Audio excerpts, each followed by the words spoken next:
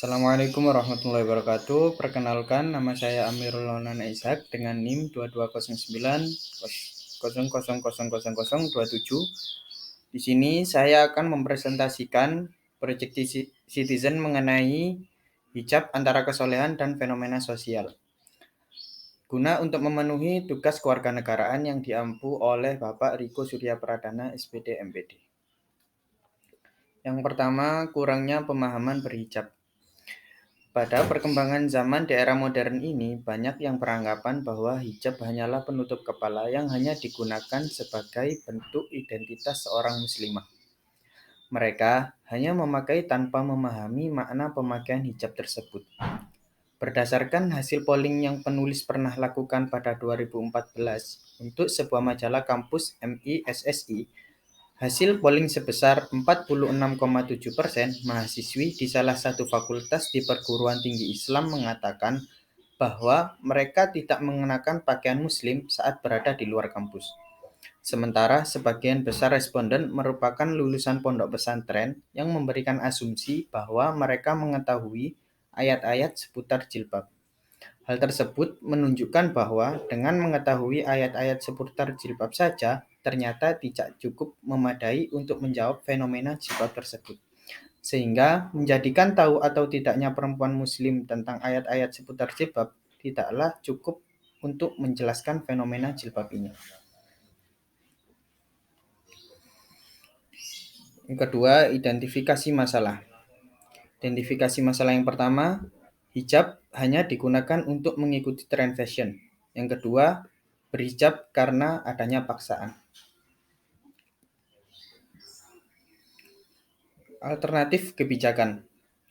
Ayat-ayat yang dijadikan rujukan perintah berhijab, ayat pertama ini dipakai oleh para ulama sebagai dasar dalam menetapkan batas aurat wanita, yaitu firman Allah dalam Quran Surat An-Nur ayat 31.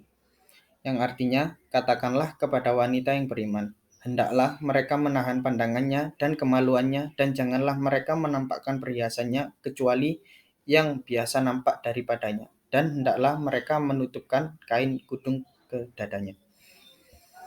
Pada bulan Maret 1982, Departemen Pendidikan dan Kebudayaan Republik Indonesia mengeluarkan surat keputusan yang mengatur bentuk dan penggunaan seragam sekolah di sekolah-sekolah negeri.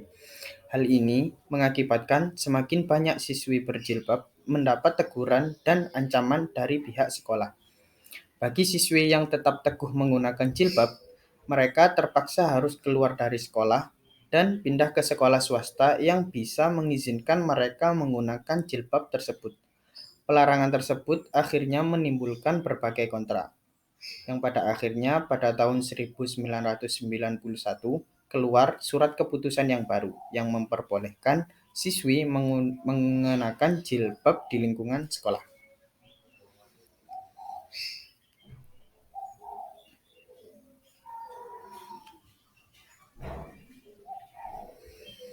Selanjutnya, usulan kebijakan.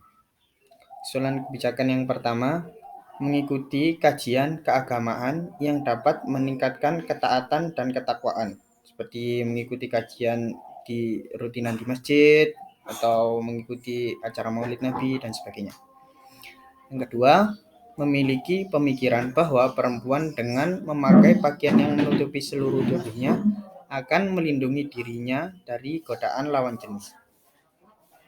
Yang ketiga, menumbuhkan kebiasaan penggunaan hijab pada kehidupan sehari-hari.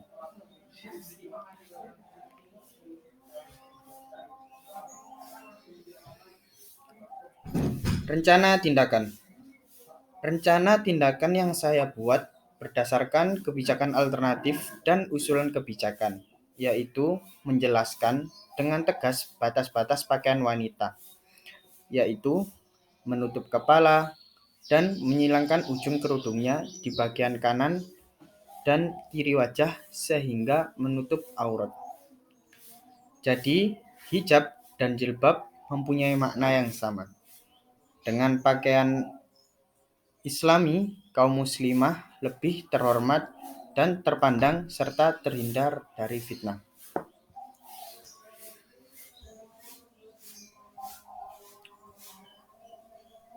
Terima kasih, sekian presentasi dari saya. Assalamualaikum warahmatullahi wabarakatuh.